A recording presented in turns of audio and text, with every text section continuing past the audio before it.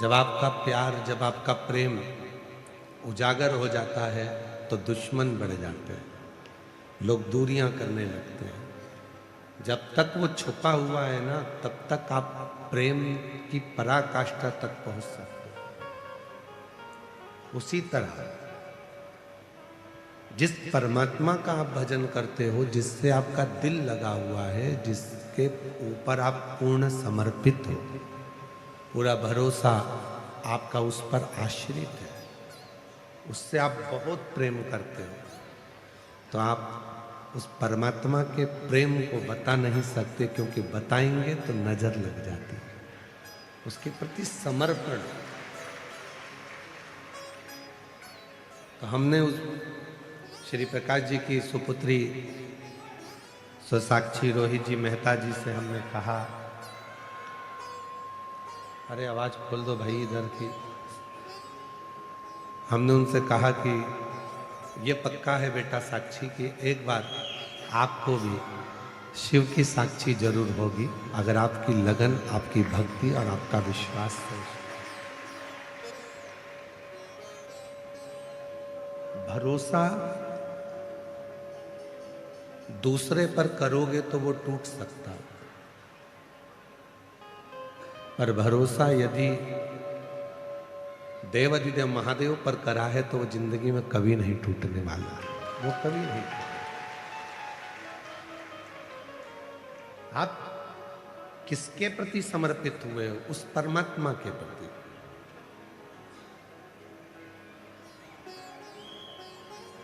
आप किसके हुए हो? उस परमात्मा के। अब सौंप दिया इस जीवन का सब भार तुम्हारे हाथों।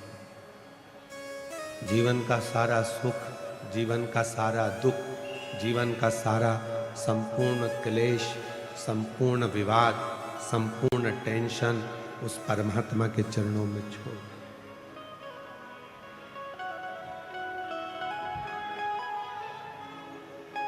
जीवन का संपूर्ण क्लेश उस परमात्मा के चरणों में छोड़। आज सारे देश आपस में लड़ रहे हैं और भारत देश होली मना रहा है। ये सभ्यता और ये संस्कृति और ये प्रेम है भारत।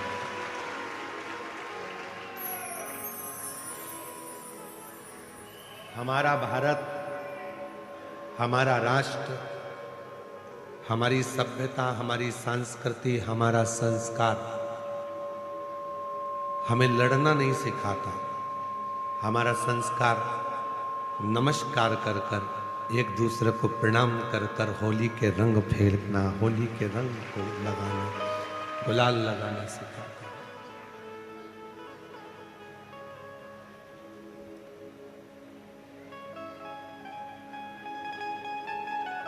हाँ, हमारा भी बहुत मन था कि आप लोग इतनी संख्या में आए हो और आज होली प्रज्वलित होगी, जलेगी। फिर लोग 4 तारीख को, कल तो ग्रहण है 3 तारीख का, तो 4 तारीख को लोग धुरंडी मनाएंगे, होली खेलेंगे, उत्सव मनाएंगे। 5 तारीख को महादेव की होली होगी। तो हमारा भी मन था कि हम आपके साथ में गुलाल की होली खेल कर जाएं, पर हमने मन में एक विचार करा कि एक बार भगवान शिव जी से पार्वती जी ने फागुन के महीने में एक लीला रची, और फागुन के महीने में माता पार्वती जी ने एक लीला ऐसी रची शिव जी के साथ में कि माता पार्वती जी शंकर जी के सामने से ओझल हो गई, कहीं छुप गई।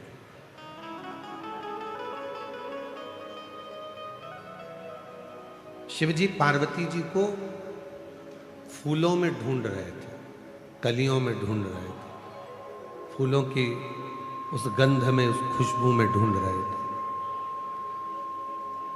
अब शिव जी पार्वती जी को फूलों में ढूंढ रहे हैं, और थोड़े समय के बाद भगवान शंकर भी छुप गए। तो पार्वती जी उन्हें शिव जी के चरण की जो रज है, कंकर है, जो रज है, जो धूल है, उसमें शिव को ढूंढ रही हैं, और जो भभूत है, भस्म है, उसमें शिव को ढूंढ रही हैं। इधर से फूल फेंके जा रहे थे, उधर से भगवान के चरण की धूल फेंकी जा रही थी। जब दोनों का मिलन हुआ तो देवाधिदेव महादेव और पार्वती के मिलन पर नंदी जी ने हाथ जोड़कर निवेदन करा कि ऐसी होली हमने जगत में नहीं देखी कि प्रभु के चरण की रज जब उड़ाई जाती है, लगाई जाती है, तो उससे सुंदर कोई रंग नहीं हो सकता।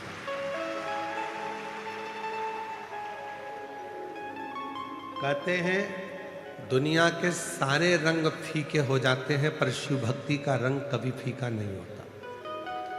शिव के चरणों का रंग तो हम तो इतना कहेंगे कि आप जाते जाते इस कथा पंडाल की मिट्टी कोई एक दूसरे को लगा लोगे तो समझ लेना कि आपकी होली, आपका फागुन रंगमय हो गया, आनंदमय हो गया।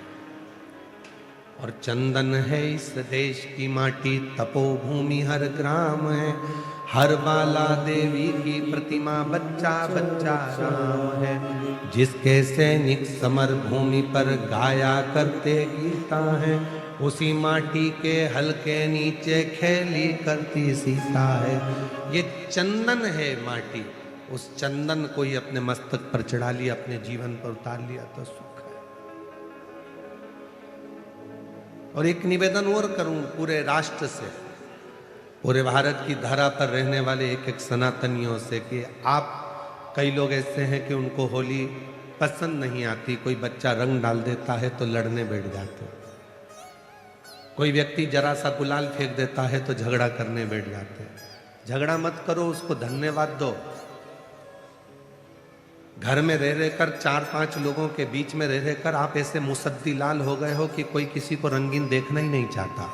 कम से कम खुशियां मनाओ, तो कोई तो तुम्हें रंग में डुबोने के लिए बैठा है जो तुम्हारी जिंदगी को रंगीन कर रहा है। आजकल की होली बस इतनी रह गई, पत्नी ने इतना सा गुलाल डब्बी में से लेके इतना सा लगा दिया, बहुत है। बहन ने भाई को इतना सा लगा दिया। अरे ऐसे रंग कर जाओ कि दूसरी बार याद आए कि पत्नी ने उस सन में जब हम शादी कर कर आए थे, उसके दूसरे साल में ऐसा रंगा था, वो साल आज तक नहीं भूल पाया। तो रंगे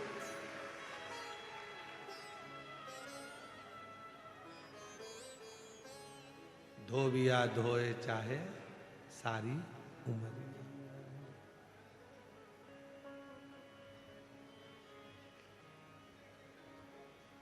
ऐसी रंगो गुरुदेव चुनर मेरी, ऐसी रंगो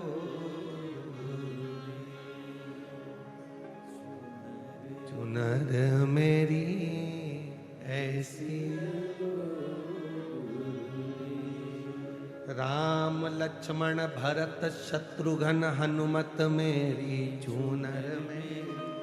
राम लक्ष्मण भरत शत्रुघ्न हनुमत मेरी चूनर में। सरयू जैसी लहरा पाड़े, ऐसी रंगो गुरुदेव चुनर मेरी, ऐसी रंगो गुरुदेव चुनर मेरी, ऐसी रंगो गुरुदेव। गंगा यमुना सरयू कावेरी मंदाकिनी चूनर में। गंगा यमुना सरयू कावेरी मंदाकिनी मेरी चूनर में। गोदावरी सी लहरा खावे, ऐसी रंगो गुरुदेव चूनर मेरी, ऐसी रंगो गुरुदेव चूनर मेरी, ऐसी रंगो गुरुदेव। गुरु जो रंगे, शिव जो रंगे, फिर वो रंग कभी ना छू, कभी ना छू। कोई बच्चा आया तुम्हारे ऊपर रंग डाल गया, खुश होना है, उससे लड़ना नहीं, उसके माँ बाप के पास झगड़ा करने मत जाना। कोई ने थोड़ा गुलाल डाल दिया तो झगड़ा करने मत जाओ। कोई तो बैठा है तुम्हें रंगीन करने के लिए, नहीं तो 24 घंटे हर पल हर घड़ी तो वैसे भी तुम्हारी जिंदगी ऐसी हो गई है बेरंग से। बस घर से निकलते हो ऑफिस, ऑफिस से निकलते हो घर, थोड़ा बहुत किसी से 2-4 ऑफिस वालों से काम की बात कर ली, कोई के फोन आ गए तो उनसे काम की बात कर ली, काम की बात में अपना पूरा दिन निकल जाता है। सुबह भोजन करते हो, रात्रि को भोजन करते हो, 2 घंटा आराम करते हो, रात्रि को सो जाते हो, सुबह फिर वही दिनचर्या चालू हो जाती है। चाय लिया, नाश्ता लिया, भोजन कर लो, ये कर लो। रंगीन जीवन कब? रंगीन आनंद कब? कोई रंग डाल दिया, कोई गुलाल डाल दिया, खुश हो। कोई है हमारी जिंदगी में जो हमको रंगीन करना चाहता, कोई है।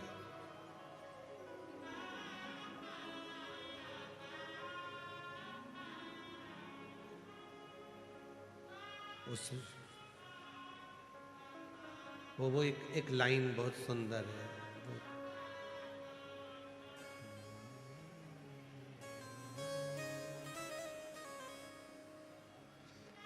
दीनानाथ, तुम्हें आता है वो?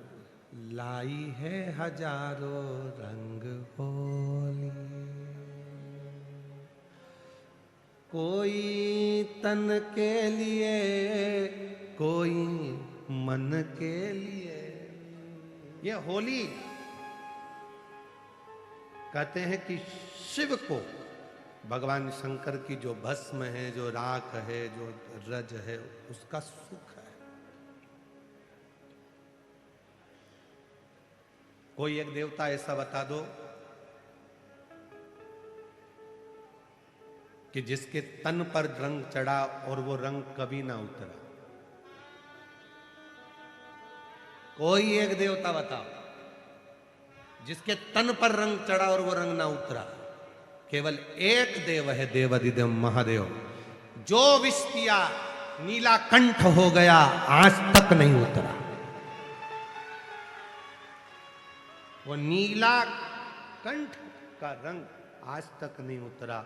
आज भी वो नीलकंठ महादेव के रूप में पूजाते हैं। आज भी उनकी पूजन होती है, नीलकंठेश्वर महादेव की।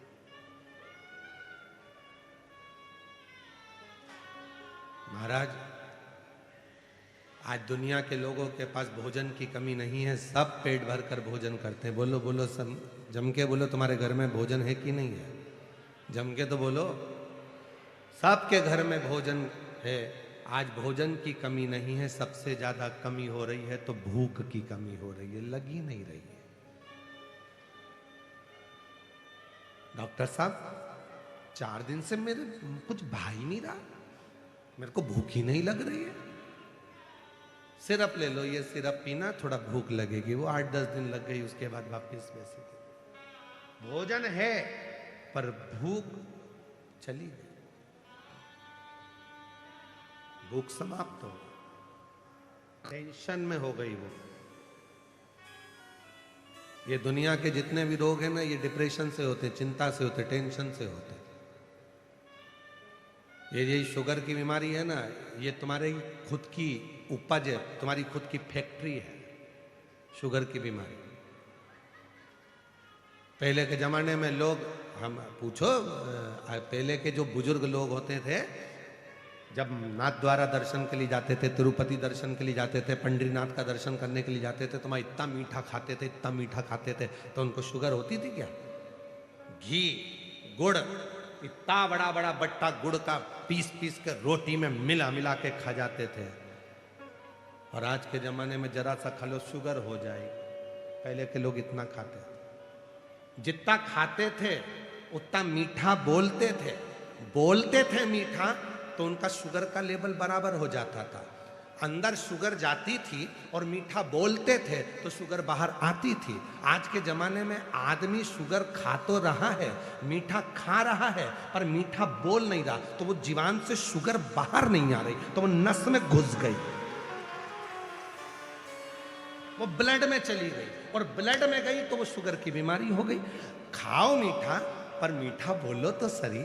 भाभी जी कैसे हो, काका जी कैसे हो, मामा जी कैसे हो? मिठास इतनी जीवान से निकालो कि वो शुगर तुम्हारे ब्लड में ना आ जाए, तो शुगर लेवल में रहेगी। शुगर लेवल खा तो रहे हो पर निकल नहीं रहे।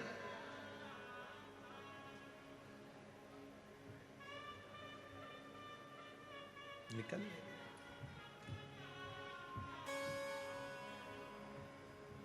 पति पत्नी से कहता है, थोड़ा मीठा बोल लिया कर।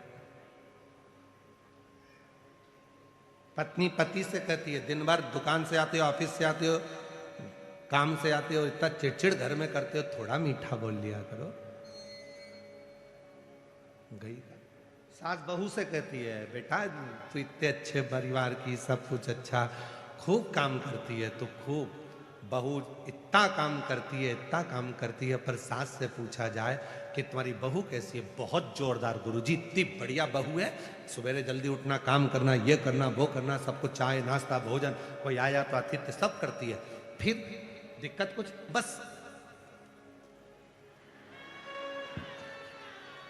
केवल एक चीज खराब है, जीवन बहुत खराब। पूरा महीना अच्छा बोलेगी, एक हफ्ता अच्छा करेगी, पर वो जीवन से न जाने क्या बोल जाती है, उसे ही सुझ नहीं देता। मुझे तो लगता कोई बाबा माबा लग गया इसको, इसकी जीवन ठीक नहीं। बस सब काम अच्छा है, उठेगी, बच्चों को पढ़ाएगी, खिलाएगी, सब कुछ करेगी, कपड़े भी धो देगी, तुम्हारे लिए भोजन मिला देगी, चाय भी बना देगी, सब कुछ कर लेगी, सब करेगी, पर वो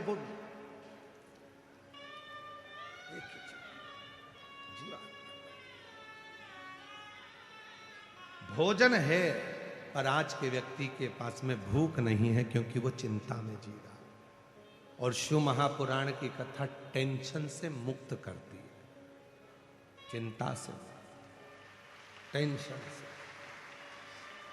जितनी भूख तुम्हें घर में नहीं लगती, उतनी भूख तुम्हें कथा में लगती है, उतनी भूख लगती है। घर पे तुम 2 रोटी खाओगे और पेट भरा जाएगा, पर किसी भंडारे में, कोई भी भंडारा हो रहा हो, हनुमान जी का, राम जी का, दुर्गा जी का, पंडरीनाथ का, हरि विठल का, शिव पुराण का, कोई भी भंडारा हो रहा हो, मैं इतना मन लगेगा कि 2 रोटी की जगह 4 निपटाओगे और एक्स्ट्रा माल अलग, चावल भी आन दो, मीठा भी आन दो, नमकीन भी आन दो,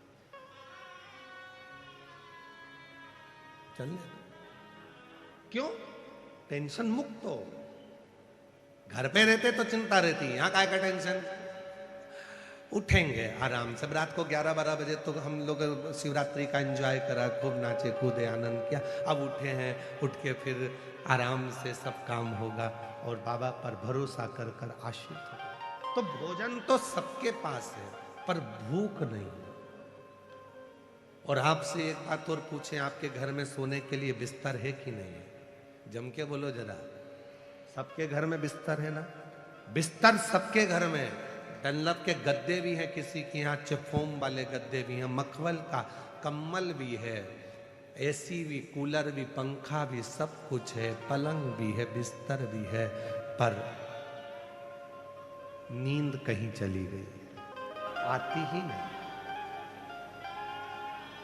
भोजन है, भूख चली गई, बिस्तर है, नींद चली गई। डॉक्टर साहब मुझे नींद नहीं आ रही है,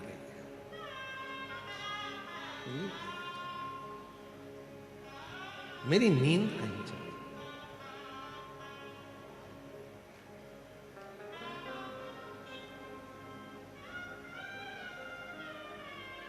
महाराज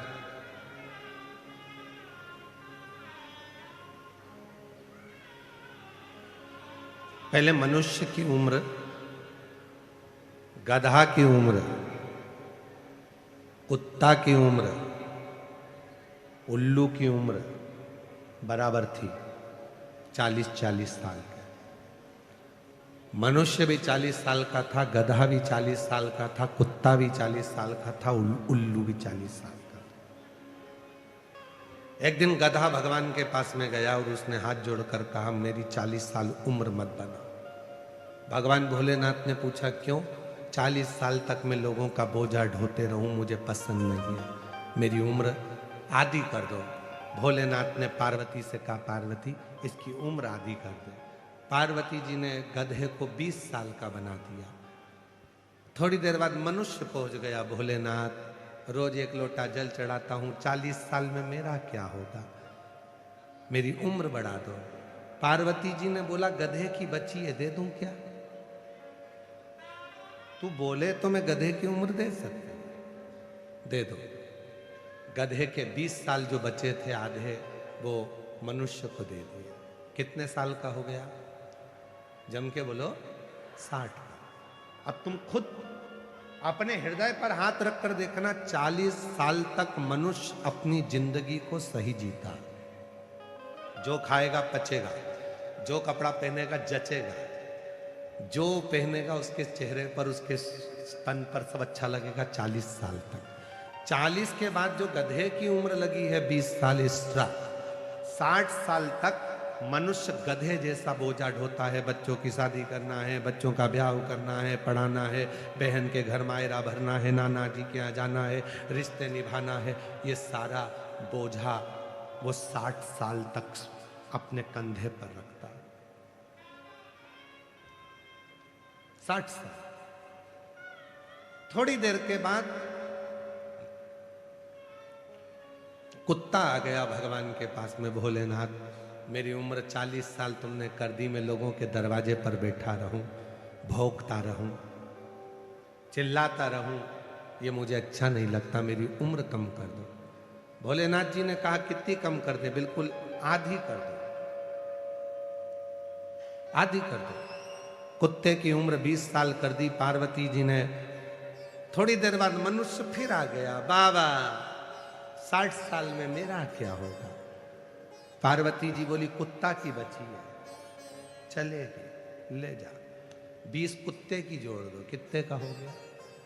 जम के बोलो 80। कुत्ता कहां रहता है? दरवाजे पर। कुत्ते को भोजन कहां दिया जाता है? दरवाजे पर। रखा कहां जाता है? बाहर। जब 80 की उम्र का मनुष्य होता चले जाता है तो घर के बच्चे अपना कमरा रखते हैं और बुजुर्ग माँ बाप को घर के बाहर दरवाजे के पास हॉल में खटिया डालकर बिठा देते हैं कि कोई आए तो वहीं मिलना, भोजन भी वहीं आएगा, खाना भी वहीं आएगा, और बुजुर्ग माँ बाप वहीं बैठे रहते हैं और कोई भी आता है तो वहीं से चिल्लाते हैं बहू, वहीं से चिल्लाते, वहीं से आवाज लगाते हैं बहू बहू बहू, वहीं से।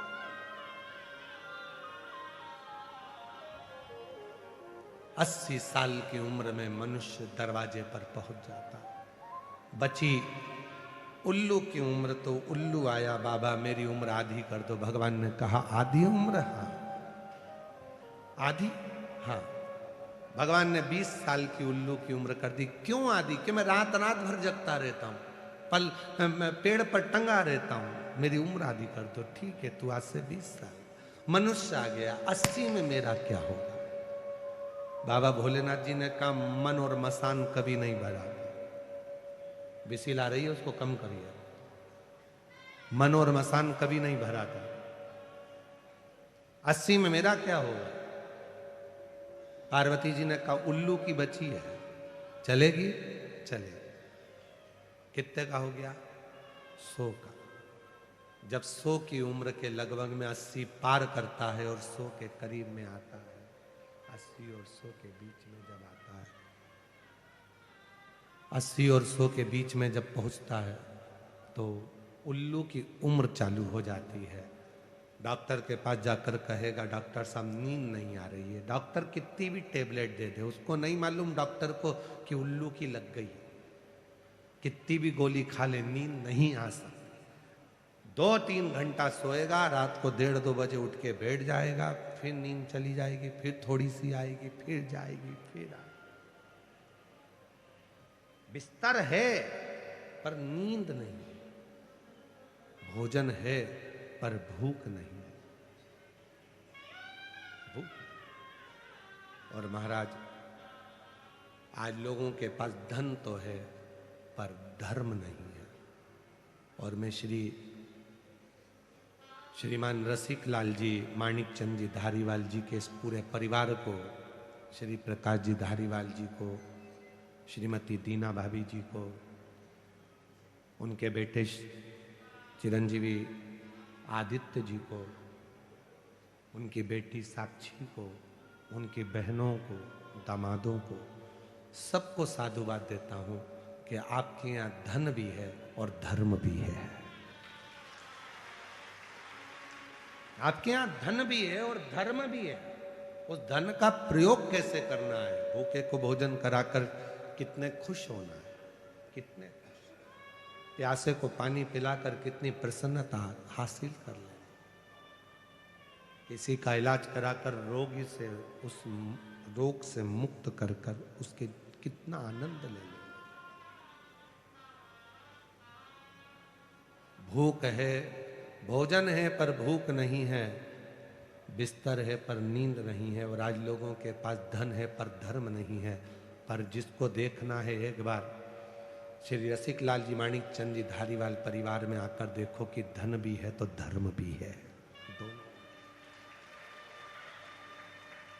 धन के साथ में धर्म भी इनके भीतर, संस्कार भी इनके भीतर।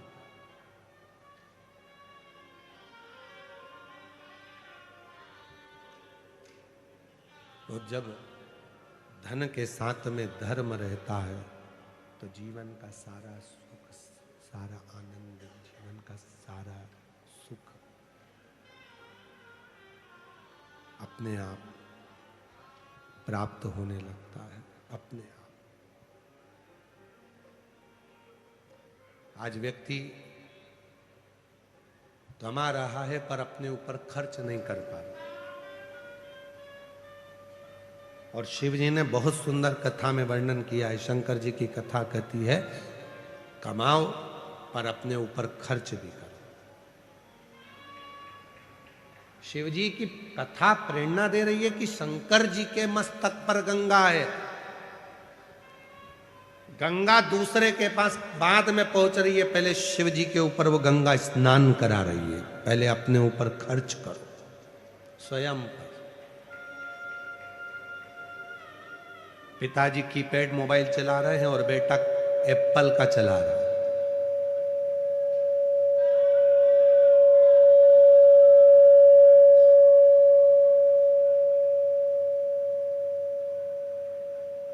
एक तो ये साउंड वालों की ऐसी आदत है, भगवान शुरू में एक बार सेट हो गया था, फिर धीरे से उंगली करके फिर बढ़ा दो, फिर ऐसा कर दो, फिर वैसा कर दो। एक बार जब सेट हो गया था, कथा अच्छी चल रही थी, तो उसमें हरकत करने की जरूरत क्या है तुमको?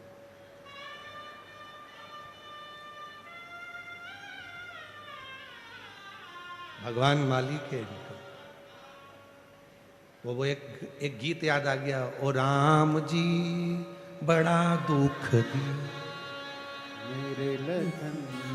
अरे लखन को जाने तो साउंड वाले, बड़ा दुख।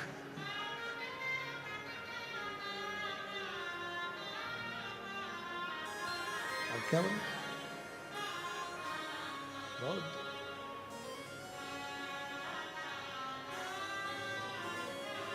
शिव तत्व को जानो, भगवान भक्ति को जानो।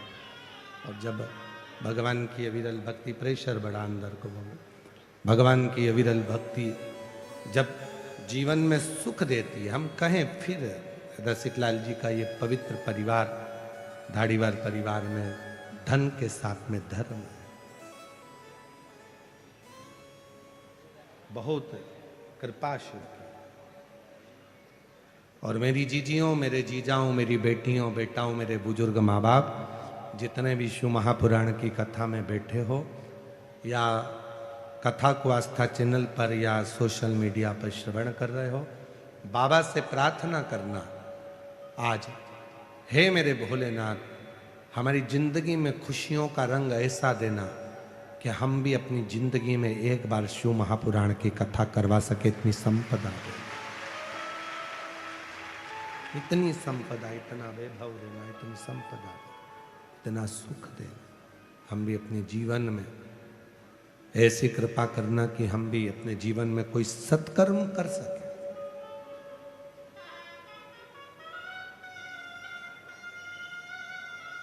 सुख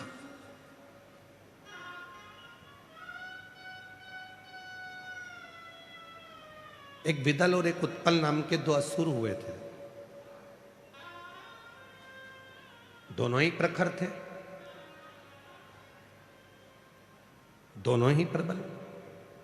और उसी तरह जैसे विदल और उत्पल दो असुर हुए और उन्होंने बहुत उत्पात मचाया, बहुत। उसी तरह दो असुर और हुए, हेती और प्रहेती। एक का नाम था हेती और दूसरे का नाम था प्रहेती।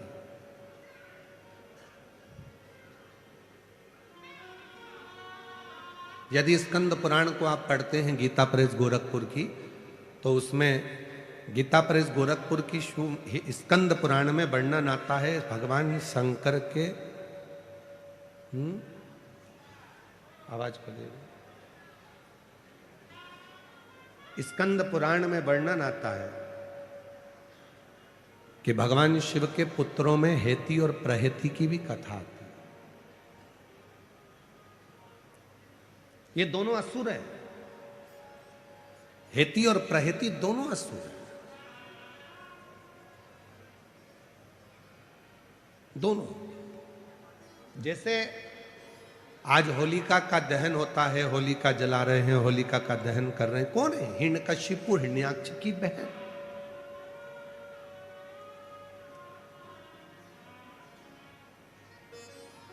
कभी आपने विचार करा कि जब ये राक्षस की बहन थी तो इसकी पूजन करने की जरूरत क्या थी? होली की पूजन दो बार होती है, एक जलने से पहले और एक जलने के बाद। लोग सुबह पूजन करने जाते हैं, कोई जलने के बाद पूजन करने जाता है। एक जलने के पहले होली की पूजन होती है और एक जलने के बाद होती है। कभी तुमने विचार किया कि होली की पूजन जलने के पहले किसकी होती है और जलने के बाद किसकी होती है? तो याद रखना, जलने के पहले जो होली की पूजन होती है वो हिरण्यकशिपु, हिरण्याक्ष की बहन होलिका की होती है, ढूंढा की होती है। और जलने के बाद जो पूजन होती है वो भक्त प्रहलाद की होती है।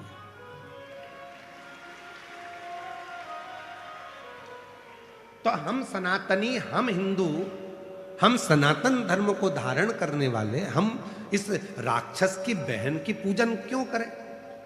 हिरण्यकशिपु की बहन की पूजन क्यों करें? तो शिव महापुराण में चरित्र आता है हिरण्यकशिपु की बहन का। श्रीमद् भागवत में भी चरित्र है, विष्णु पुराण में भी चरित्र है, नरसिंह पुराण में चरित्र है, स्कंद पुराण में चरित्र है। हिरण्यकशिपु की बहन का नाम था ढूंढा। क्या नाम था? जम के बोलो, ढूंढा।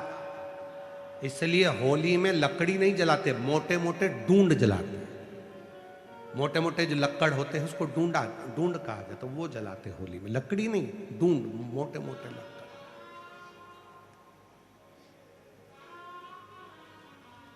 जितना हिरण्यकशिपु ने तप करा, जितना हिरण्याक्ष ने तप किया, उतना ही तप ढूंढा ने भी करा। और ढूंढा ने तप कर कर भगवान ब्रह्मा जी से वर पाया, मुझे एक चादर ऐसी दे दो, उस चादर को मैं जब ओढ़ कर बैठूं तो मैं आगी में जलूं ना।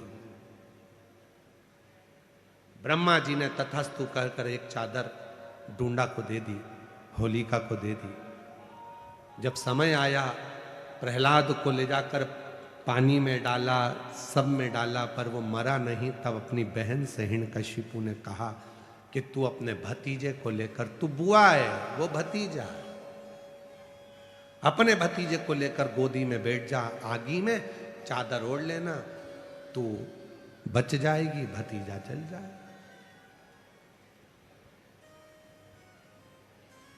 अब ऐसे तो बुआ का नाम बदनाम हो जाता कि बुआ ने भतीजे को आग लगा दी। पर कथा देखिए, दुनिया के लोग इस कथा को बहुत कुछ पलट देते हैं, पर शिव महापुराण कभी नहीं पलटी। शिव पुराण अपना पूरा उद्देश्य बताती है।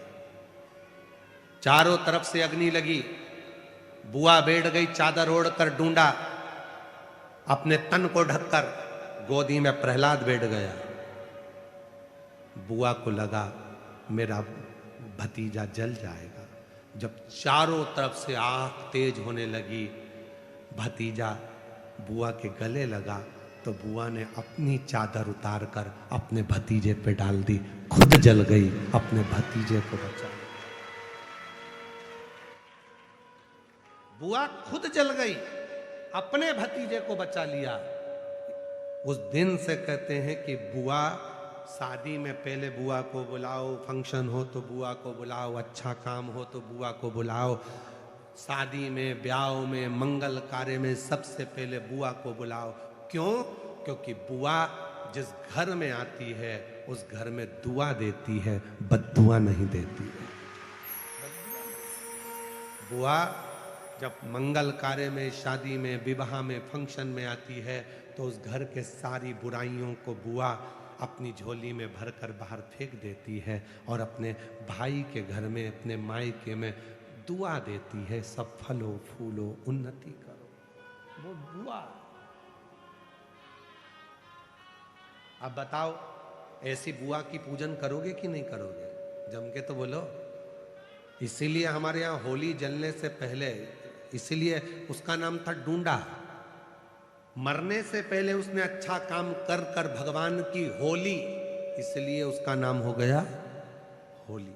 अच्छा काम कर कर भगवान की होली, तो फिर उसका नाम होली हो गया। और वही होली का, इसलिए जलने से पहले जो पूजन होती है वो बुआ की होती है कि इतनी अच्छी बुआ जिंदगी में कभी नहीं मिल सकती जो खुद जल गई और अपने भतीजे को बचा लिया।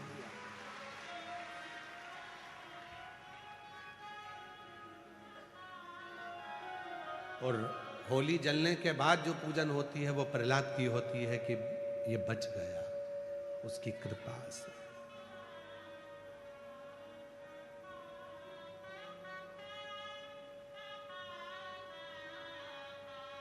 बोला है होली का जो तुम कहे, ये असुर है। जरूरी नहीं कि असुर का दिल नहीं होता। हो सकता है कोई व्यक्ति बहुत गुस्सा करता है, क्रोध करता है, अपशब्द बोलता है, बहुत ज्यादा आड़ा टेढ़ा बोलता है। हो सकता है वो भी बहुत प्रेम करता हो, बहुत प्यार करता है। कभी कभी प्यार में भी क्रोध आ जाता है। जिसको बहुत चाहो और वो सुनता नहीं ना, तो फिर गुस्सा आ जाता है। कभी कभी झगड़ा भी होता है, ऐसा नहीं है कि झगड़ा नहीं होता। आपका अपनी पत्नी से होता होगा, पत्नी का पति से होता होगा, बच्चों का भी होता है, बहन भाई से। पर कभी कभी शंकर का जो भक्त होता है ना, वो भी महादेव से झगड़ा कर लेता है। कभी कभी वो भी झगड़ा करता है।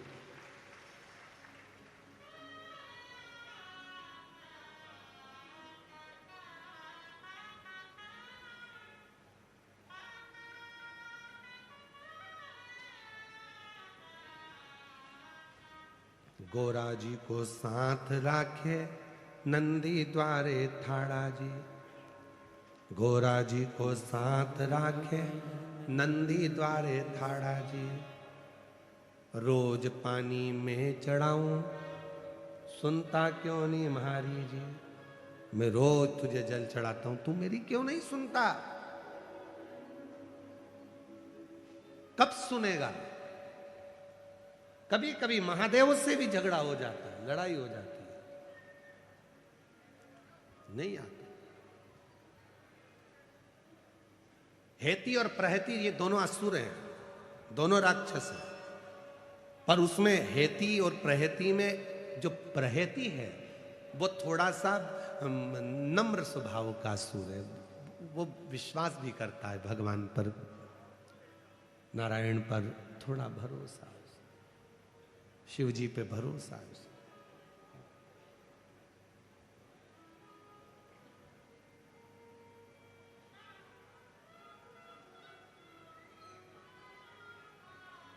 कोई कोई अपनी भक्ति को दिखा देता है, कोई कोई नहीं दिखाता है। एक पति पत्नी थे, बहुत अच्छे सेठ थे, बहुत पैसा था, खूब भोजन कराते थे।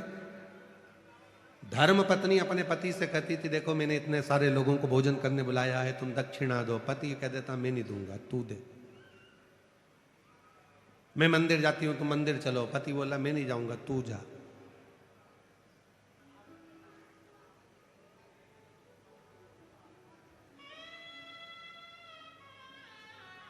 पत्नी कहती है पति से, कभी कभी भगवान का नाम ले लिया करो, राम कह लिया करो। पति कहने लगा, मैं नहीं कहता, तू कह। पति नहीं सुन।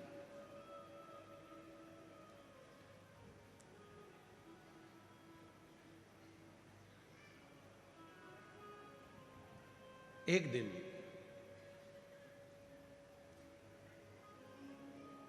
पति चक्कर खाकर नीचे गिरा। और बहुत सारे लोगों ने देखा, उठा, जल का छींटा दिया। पति उठा तो लोगों ने कहा, महाराज सेठ जी आज गजब काम हुआ, तुम्हारे मुख से कभी राम का नाम नहीं सुना था, पर आज राम तुम्हारे मुख से निकल गया।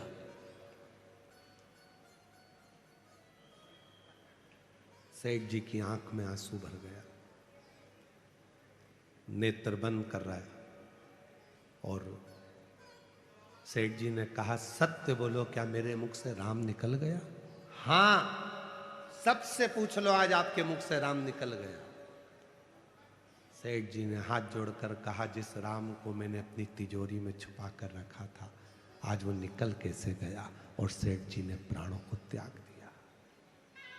जिस राम को मैंने छुपा कर रखा था, भक्ति दिखाई नहीं जाती, भक्ति को दिखाया नहीं जा सकता। मैंने जिसको अंदर छुपा कर रखा, उसे कैसे प्रस्तुत कर दूं?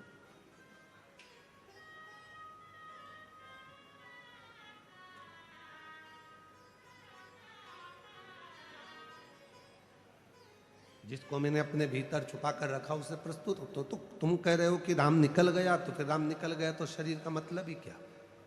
राम भीतर हो। शिव महापुराण की कथा कहती है, मानव के जीवन में जब तक मनुष्य की श्वास चल रही है तो समझ लेना उसकी श्वास में शिव है।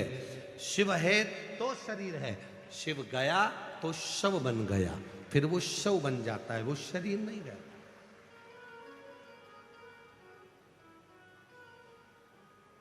और करना क्या है? शिव जी के मंदिर में हम जाकर एक लोटा जल क्यों चढ़ाते हैं? आपको जल की महत्वता मालूम है? क्यों सीहोर वाला बाबा कहता रहता है कि एक लोटा जल सारी समस्या का हल? क्यों कहता है कि मंदिर जाओ, मंदिर जाओ, मंदिर जाओ, एक लोटा जल चढ़ाओ? क्यों? क्या पड़ी उनको? शिव महापुराण की कथा कहती है, जब श्वास रूपी शिव शरीर में रमण करता है तब तक शरीर है। शिव श्वास बंद हो जाती है तो शरीर शव बन जाता है। इस श्वास रूपी शिव को मंदिर में जो शिवलिंग होता है, वो पूरी सृष्टि का भाग होता है।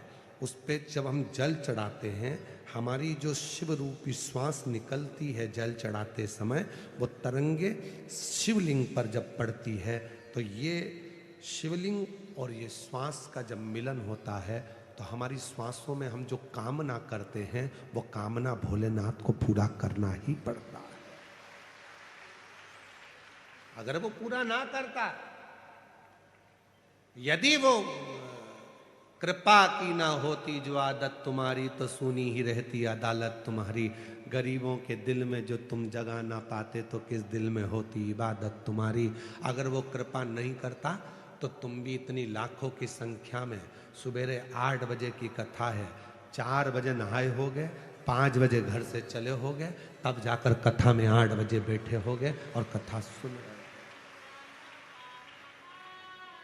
कोई कथा में तुम इतनी जल्दी नहा धो के नहीं जाते, तुम्हारे को टाइम नहीं मिलता। इतनी जल्दी कथा कौन जाएगा, कौन जाएगा? कई लोगों के तो सोचा होगा सिरूर वालों ने, इतनी सुबह से कौन आएगा कथा में? 8 बजे महाराज जी ने कथा रख दी, सुबह 8 बजे से कथा, कौन आएगा, कौन आएगा, कौन आएगा? आकर देखिए, लाखों की संख्या में पंडाल भरे पड़े हैं और लोग बाहर बैठे हैं।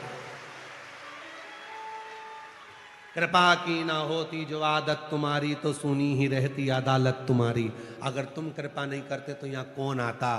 पर उसने कृपा करी है, उसने दिया है, तो आपको भी मालूम है कि वो पंडाल में जाकर, सुना है ऐसा, मेहमान जाते हैं, बुआ जी जाती है तो भतीजे के हाथ में 100-50 देकर जाती है, मामा जी जाते हैं तो कुछ देकर जाते हैं, मेहमान जाते हैं तो घर के बच्चों को कुछ देकर जाते हैं। और मेरा भोलेनाथ 7वें दिन की कथा विराम कर कर जाता है तो आपकी गोदी में कुछ ना कुछ देकर जाता है। बाप है जगत का, परम पिता परमात्मा देवाधिदेव महादेव है, आज जाएगा।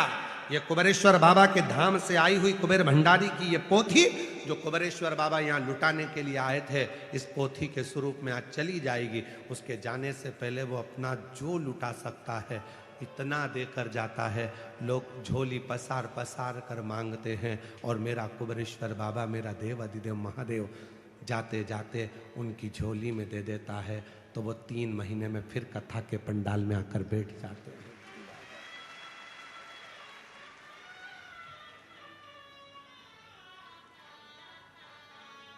और रिश्ता तेरा मेरा सबसे है प्यारा, रिश्ता तेरा मेरा सबसे है प्यारा, तू मेरा बाबा, मैं हूँ तेरा लाला, मैं हूँ तेरा लाला, तू मेरा बाबा, मैं हूँ तेरा लाला, मैं हूँ तेरा लाला। जाते जाते वो भी बहुत कुछ देकर जाएगा, खाली नहीं भेजेगा।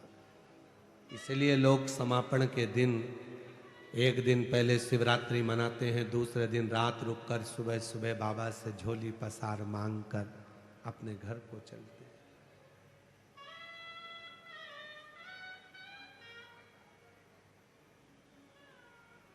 और जो दिल से मांगोगे वो दिल से दे देगा, जो दिल से मांगोगे वो दिल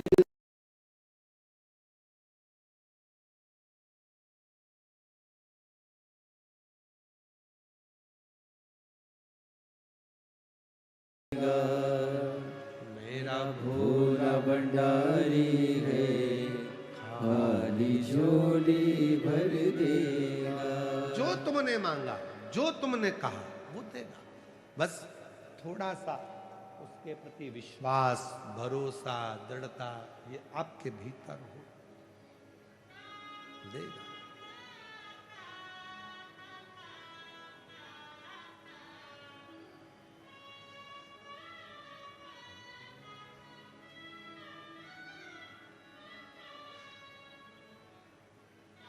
दिल से कहो, मेरा क्यों नहीं सुनता रे ओ कुबेर के भंडारी, मेरी क्यों नहीं सुनता रे ओ कुबेर के भंडारी, झोली क्यों नहीं भरता रे ओ कुबेर के भंडारी, झोली क्यों नहीं भरता रे ओ कुबेर के भंडारी।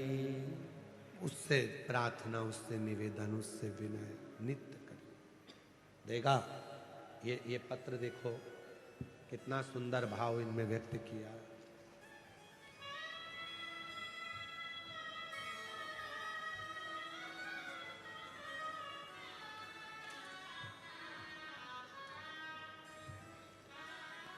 मेरा नाम श्री सचिन विठल घोरपड़े, मेरी पत्नी का नाम सोनिशा सचिन घोरपड़े। हम साईं नगर कोंटवा पूना से आए हैं। शादी को 13 साल हो गए थे, सारे डॉक्टरों से इलाज करवाया, कहीं बैठे हो तो बच्चे को लेकर आ सकते। शादी के 13 साल हो गए थे, सारे डॉक्टरों को दिखाया, इलाज करवाया, संतान का सुख नहीं हुआ। फिर मेरी बहन खाती घड़गे मुंबई, उन्होंने कहा टीवी पर सियोर वाले महाराज जी की कथा आती है और आप सुना करो। फिर मेरी माँ पापा ने कथा सुनना प्रारंभ किया। आपकी कथा पूना में 2023 में साल में थी, वहीं पर मैंने पहली बार कथा पंडाल में सुनी। वहाँ की मिट्टी को गर्व से लगाया, सफ़ेद आंकड़े की जड़ का प्रयोग किया और बाबा की कृपा ऐसी हुई, मेरा गर्भ ठहरा। 18 फरवरी 2025 को मेरे घर में 13 साल के बाद पुत्र रत्न की प्राप्ति हुई।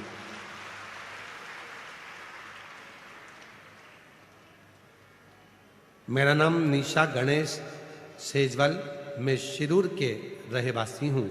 मेरा मोबाइल नंबर ये है। गुरुदेव बाबा का मैं क्या गुणगान करूं। पूना में 18 सितंबर 2023 को कथा सुनी थी, मेरे घर में संतान नहीं थी। सुना था कि पंडाल में बैठकर वहां की मिट्टी को गर्भ से लगाया जाता है, बाबा देता है। सफेद आंकड़े की जड़ का प्रयोग करा, पशुपति व्रत करा और बाबा की कृपा से कई सालों के बाद मेरे घर गर्भ से संतान की प्राप्ति हुई। मैं बाबा को यहाँ प्रणाम करने के लिए आई हूँ। मेरा नाम उषा गिरीश सागरे, चाकड़ से आई हूँ। मेरी शादी को 5 साल हो गए थे। मुझे कोई संतान का सुख नहीं था। बाबा की कृपा से 5 साल के बाद बाबा की ऐसी करुणा हुई कि मेरे घर में संतान की प्राप्ति हो गई। गुरुदेव वाल्मीकि संतोष ऊंटवाल, छत्रपति संभाजी नगर, मोबाइल नंबर ये 2015 से ग्रेजुएशन पूरा करने के बाद सरकारी नौकरी की तैयारी कर रहा था। 10 साल से सरकारी नौकरी की तैयारी करी, एमपीएससी का परीक्षा दिया, निकलता नहीं था। पर बाबा की कृपा से आपने एक बेलपत्र शहद लगाकर शिव को चढ़ाकर कड़ी मेहनत कर मेहनत को 4 गुना बढ़ाकर परिश्रम रात दिन एक करो कहा था, मैंने किया और बाबा की कृपा से आज मैं सरकारी कॉलेज में प्रोफेसर बन गया। मैं बाबा को यहाँ प्रणाम करने के लिए आया हूँ। शिव तत्व किसको कहते हैं?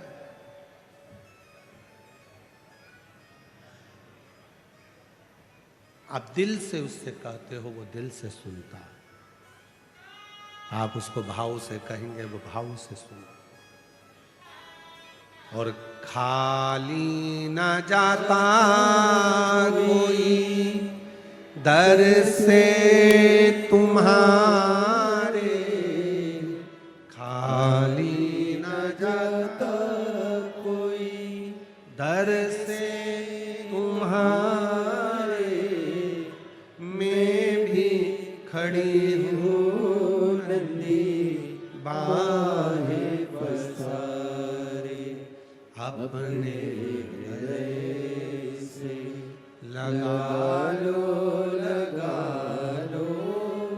गिरा जा रहा हूँ, उठा लो, भोले अपने दर से अब तो न टालो, गिरी जा रही हो,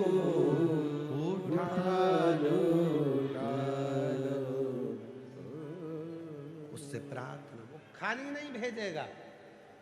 जितने कथा के पंडाल में बैठे हो, विश्वास से यदि आपने कथा 7 दिन की श्रवण करी है, मेरा भोले बाबा खाली नहीं भेजेगा, झोली भर कर भेजेगा। खूब खूब कृपा कर भेजेगा।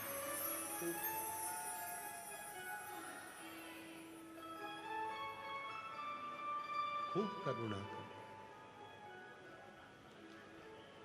हेती और प्रहेती दो, एक हेती एक प्रहेती, दोनों असुर है, राक्षस है। पर प्रहेती का जो भाव है, प्रहेती का जो भाव है वो शिव के प्रति बहुत है। वो विश्वास करता है, भरोसा करता है। और हमने पहले भी कथा में कहा और आज फिर कहते हैं, तुम्हारा विश्वास हो तो शिव महापुराण की कथा में जाकर बैठना, वरना टाइम पास करने के लिए मत। अपने घर, अपने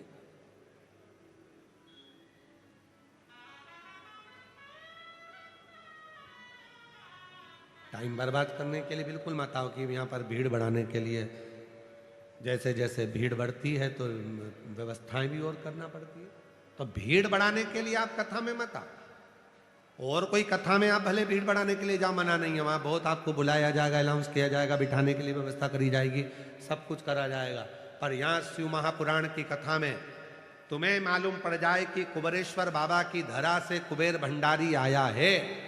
शिव महापुराण की कथा करने के लिए सियोर वाला बाबा आया है। तो यहाँ भीड़ बढ़ाने के लिए मत जाना, यहाँ भाव बढ़ाने के लिए आना और बाबा से विश्वास के साथ प्रार्थना करने के लिए। विश्वास हो तो शिव महापुराण की कथा में आओ। और अभी भी विश्वास के साथ कहकर जाना, 10 मार्च को भुसावल महाराष्ट्र में कथा है, बाबा से कहकर जाना भले 3 महीना में तू पूरा करता है, पर मेरी मनोकामना तो तू इतने दिन में पूरी कर दे। मैं भुसावल में पत्र भेजूंगी, पत्र भेजूंगी, मैं वहां पत्र भेजूंगा। प्रार्थना।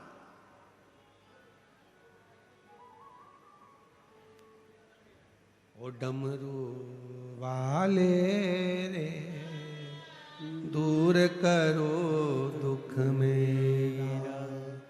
ओ काशी वाले रे, दूर करो दुख मेरा। दूर करो दुख मेरा, दूर करो दुख मेरा। ओ सीहोर वाले रे, दूर करो दुख मेरा। ओ काशी वाले रे, दूर करो दुख मेरा।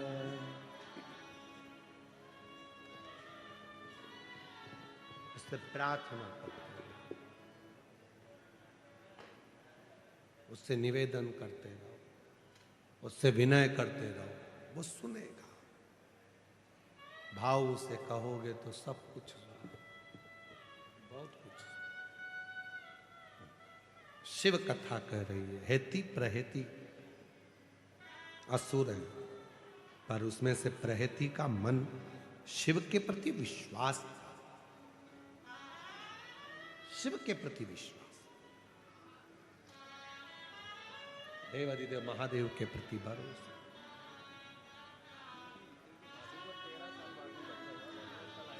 दूर करो दुख मेरा, सीहोर वाले।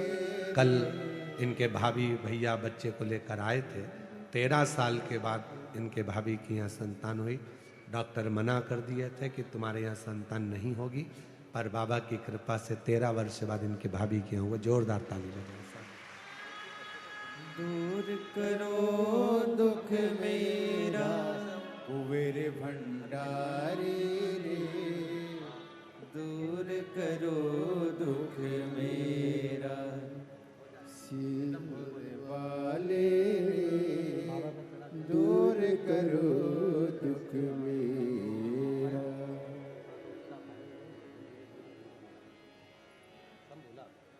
प्रणाम करो बाबा को, बाबा को नमन करो। प्रणाम प्रणाम प्रणाम।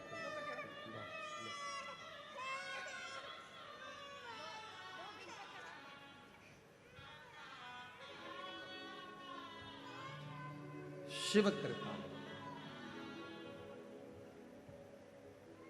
छोटा बच्चा है जो आया था गोदी में, ब्लड कैंसर है और दवा के साथ में बाबा की भक्ति भी चल रही है, तो इतना चल रहा है। ये शिव की कृपा है, शंकर की। शिव तत्व और विश्वास लेकर उनकी मां यदि इस पंडाल में आई है, तो ये भी निश्चित है कि 2-3 कथा के बाद में बाबा ऐसी कृपा करेगा कि वो पूर्ण तरह से मेरा भोलेनाथ उसको स्वस्थ कर देगा। शिव विश्वास, हेती और प्रहेती में प्रहेती का विश्वास दृढ़ था कि मेरा मन शिव में लगता है, मैं शंकर की शरणागति धारण करता हूं, शिव मेरा।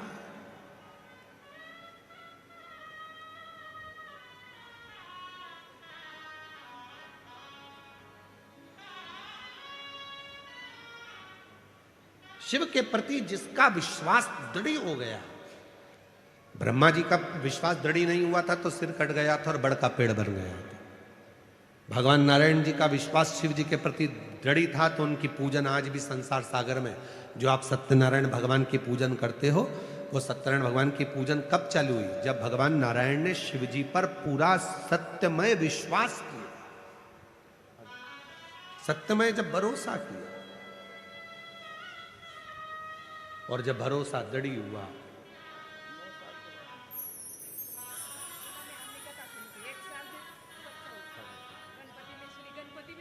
बाबा की कृपा। 9 साल के बाद बच्चा हुआ है। एक बार जोरदार ताली बजाकर प्रणाम नमन करो बाबा को, नमन करो। आंसू पोछो, आंसू पोछो जी।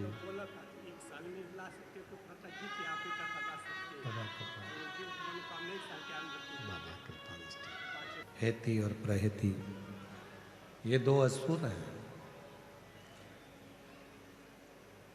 और प्रहेती का विश्वास शिव जी के प्रति प्रबल है।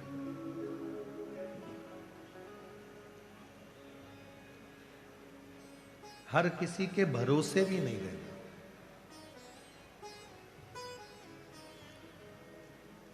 सबसे कीमती चीज है भरोसा, विश्वास। हर किसी पर कर भी नहीं सकते, पर एक छाती ठोककर दिल से केवल एक भरोसा आप कर सकते हो, और वो है देवाधिदेव महादेव पर भरोसा। वो कभी टूटता ही नहीं।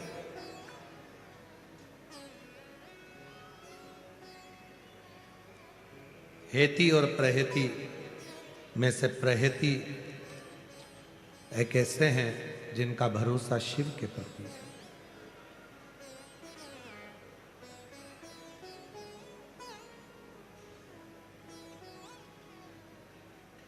जैसे संध्या काल में लगाया गया दीप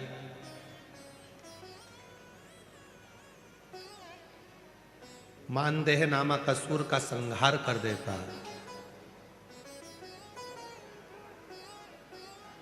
प्रतिदिन एक नियम बनाकर रखना चाहिए कि रोज शाम के समय पर अपने घर में प्रदोष काल के समय पर एक दीप जरूर लगाना चाहिए। और यदि बेलपत्र का वृक्ष है तो उस बेलपत्र के वृक्ष के सामने भी एक दीप अवश्य लगाना चाहिए।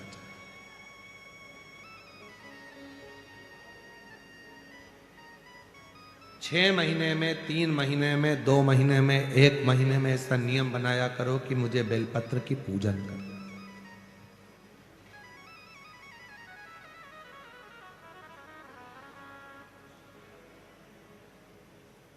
स्वयं माता लक्ष्मी जी ने भगवान नारायण को पाने के लिए बेलपत्र का पूजन किया।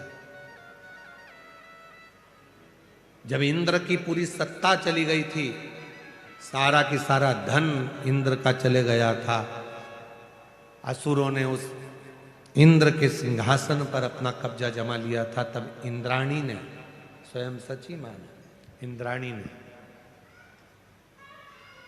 शिव जी की साधना करी, बेलपत्र के वृक्ष के, बेलपत्र की पूजन करें।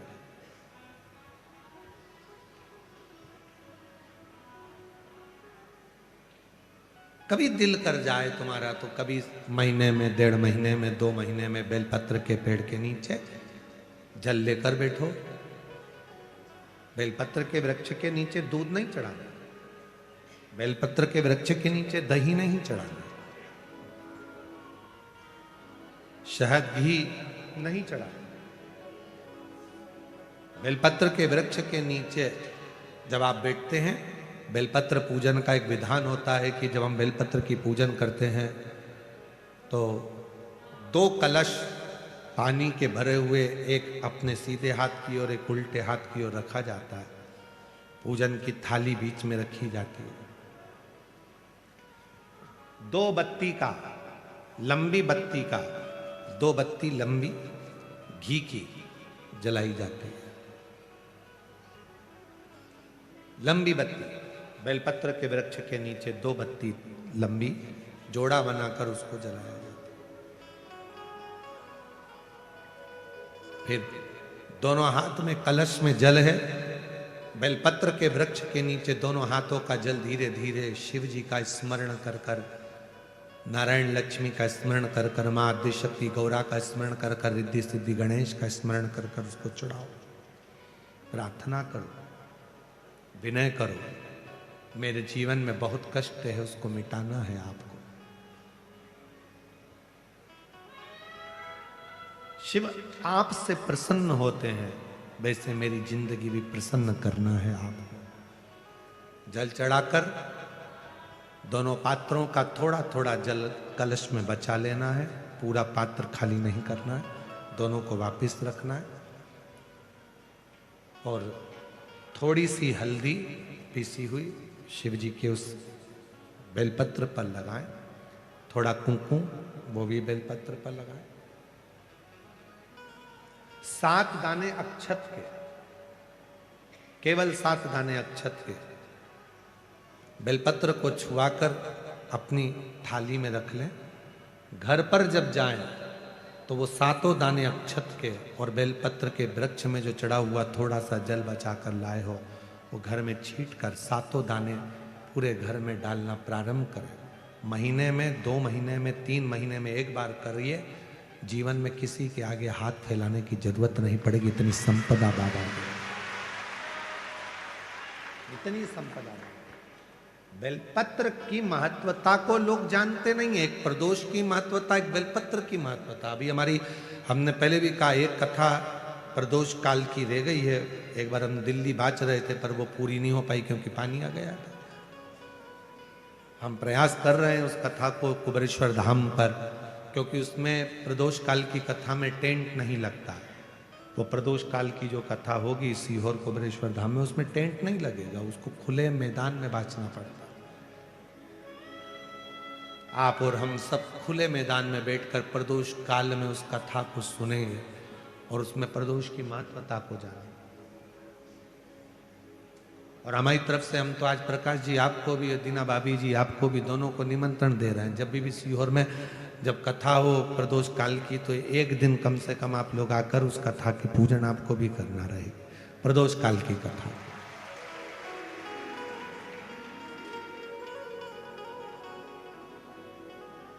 अभी तो नहीं है, पर जब भी तारीख निश्चित होगी 1-2 साल में, जब बाबा कृपा करेगा तब उसको रखेंगे। पंडाल में भले तुम्हारे लिए हम सोने के लिए पंडाल लगा देंगे, पर कथा सुनने के लिए तो आपको मैदान में ही बैठना पड़ेगा, खुले आसमान।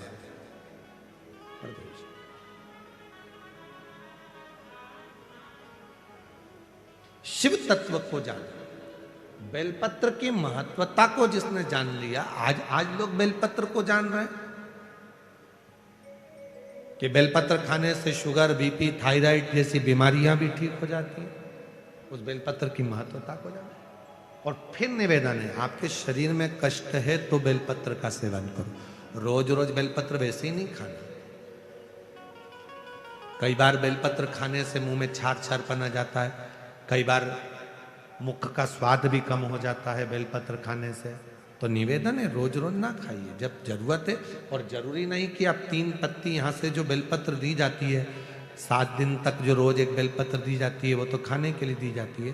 पर समापन के दिन की बेलपत्र तो खाने की नहीं रहती, उसको तो ले जाकर लोग लाल कपड़े में बांध अपने घर में रख देते हैं तिजोरी में। आखिरी दिन की बेलपत्र तो वैसे भी तिजोरी का भंडार के लिए होती है। तो जो बेलपत्र होती है, जरूरी नहीं कि तुम पूरी बेलपत्र खाओगे तो दवाई असर करेगी।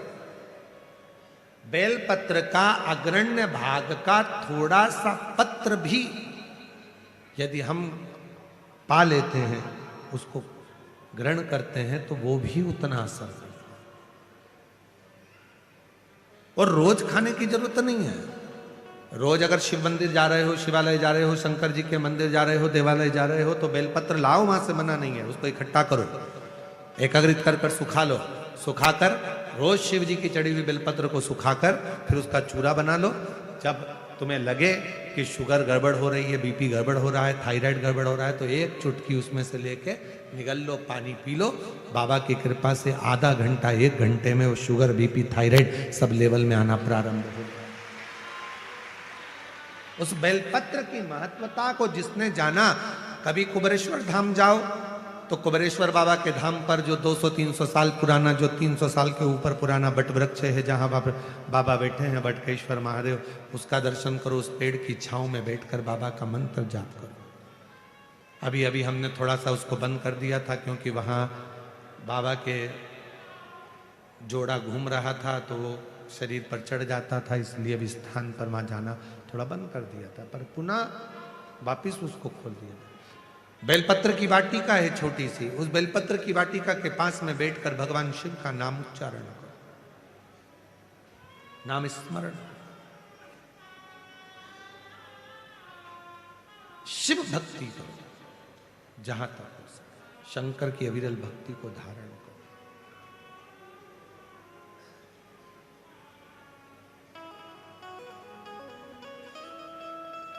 शिव की साधना आराधना जीवन को सुख देती है। बेलपत्र का वृक्ष का पूजन अर्चना हमें आनंद प्रदान करता है। हेती और प्रहेती में से प्रहेती का विश्वास दृढ़ हो गया और इतना विश्वास दृढ़ हुआ कि प्रहेती अब गलत काम नहीं करता, श्रेष्ठ करेगा। एक बार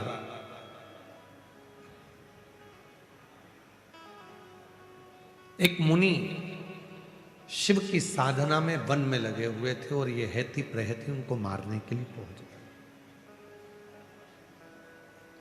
जब हम कोई अच्छा कार्य करते हैं, श्रेष्ठ कर्म की ओर हम आगे बढ़ते हैं, तो कहीं ना कहीं थोड़ी ना थोड़ी तकलीफें जीवन में आती जरूर है। और जो पूर्व में हम कर कर आए हैं उसका भोग भी तो हमको ही भोगना है, कोई दूसरा थोड़ी ना भोगेगा। कि मत बुरे कर्म कर बंदे वरना पछताएगा, भगवान की आंखों से तू बच नहीं पाएगा, तू बच नहीं पाएगा। अरे ओ अज्ञानी मत कर नादानी, तेरे कर्म का फल भी तू ही पाएगा, जैसा किया तूने तेरे आगे आएगा। मत बुरे कर्म कर बंदे वरना पछताएगा, भगवान की आंखों से तू बच नहीं पाएगा, तू बच नहीं पाएगा। अपने कर्म का भोग अपने को खुद भोगना है, कोई दूसरा नहीं भोग सकता, कोई दूसरा नहीं भोगेगा। इसीलिए कहते हैं कि घर के प्रत्येक सदस्य को मंदिर जाने की आदत लगाओ, एक लोटा जल चढ़ाने की आदत लगाओ। कौन का भाग्य क्या है, कौन का कर्म क्या है, किसको मालूम। गुरु की करनी गुरु भरेगा और चेला की करनी चेला, उड़ जाएगा हंस आके। तुम जैसा कर्म करोगे वैसा तुम्हें भोगना, कोई दूसरा तो नहीं भोगने वाला। आम का पौधा लगाओ और सोचो कि इसमें बमूल लगे या ना लगे, आम आम ही लगेगा, बमूल बमूल ही लगेगा। तब हेती प्रहेती पहुंचे और वो एक मुनि बैठे थे, तपस्या कर रहे थे, साधना में डूबे हुए थे, बड़ा शांत थे, बड़ा वन पूरा शांत, एकदम शांत।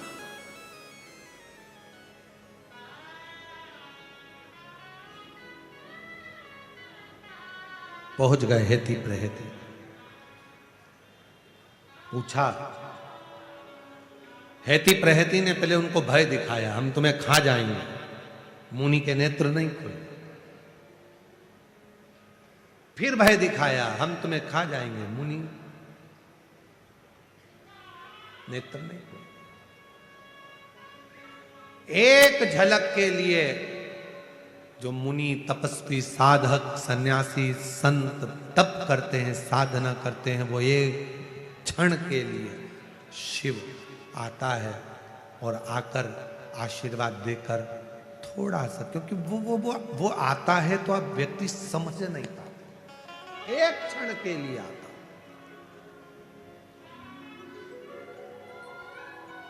आया था कथा के चौथे दिन, एक क्षण के लिए आया था, एक क्षण। और वो आता है तो सब कुछ हिला देता है।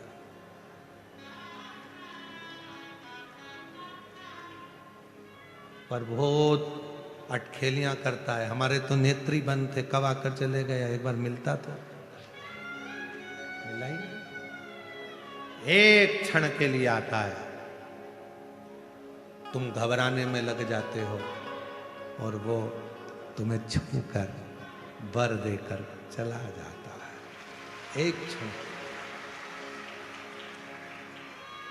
किसी को लगा यहां से उठ गया, किसी को लगा टेंट उठ गया, कोई कहे वो उठ गया, कोई कहे वो आया, उसने अपनी उपस्थिति दर्ज कराई और चला गया। उसको पहचानना, उसको जानना बहुत कठिन, बहुत कठिन। कभी आता है, धूप बहुत तेज पड़ती है तो बादल की छाया कर कर चला जाता है, कथा सुन लो फिर मैं जाऊं। कभी आता है किसी रूप में, वो कोई भी रूप धर कर आएगा, उसको पहचानना कठिन है, बहुत।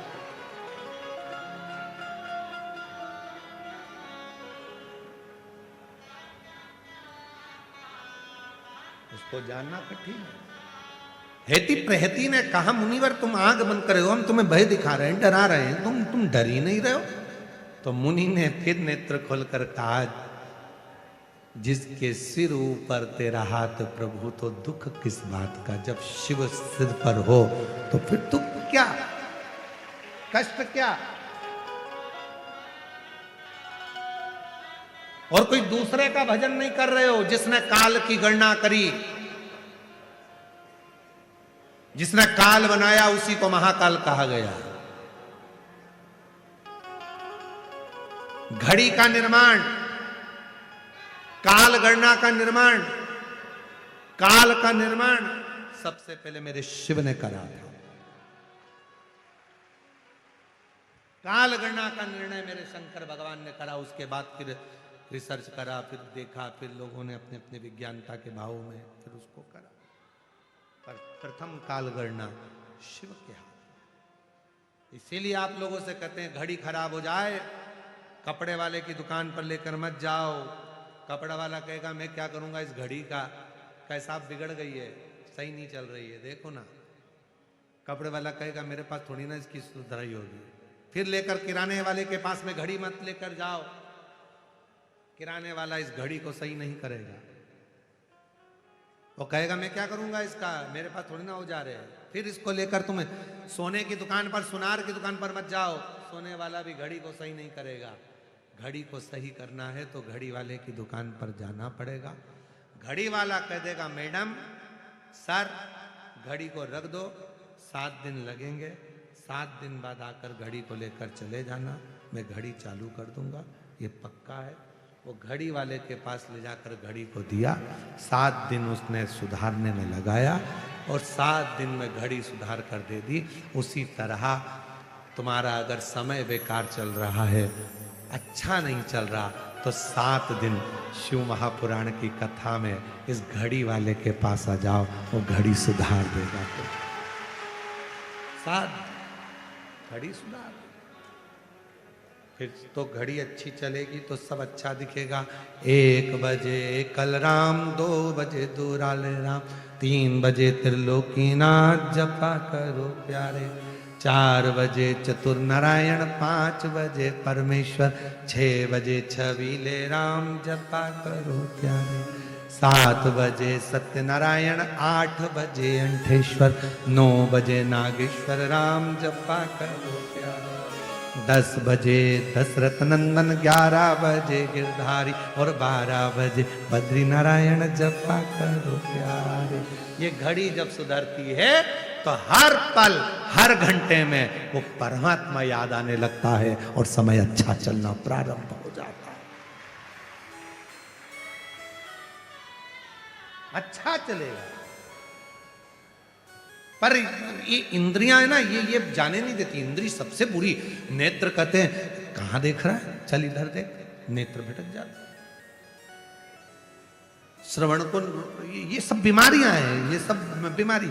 इन नैनों को रोग लगा है रोज सिनेमा देखन का, और इन नैनों से दर्शन कर लो सारे रोग मिट जाए।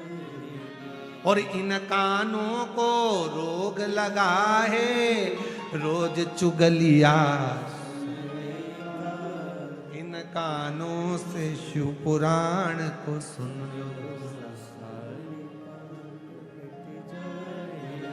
और इस जिह्वा को रोग लगा है तेरी मेरी करने का, इस जिह्वा से श्री शिवाय नमस्तुभ्यं जप लो सारे रोग मिटे।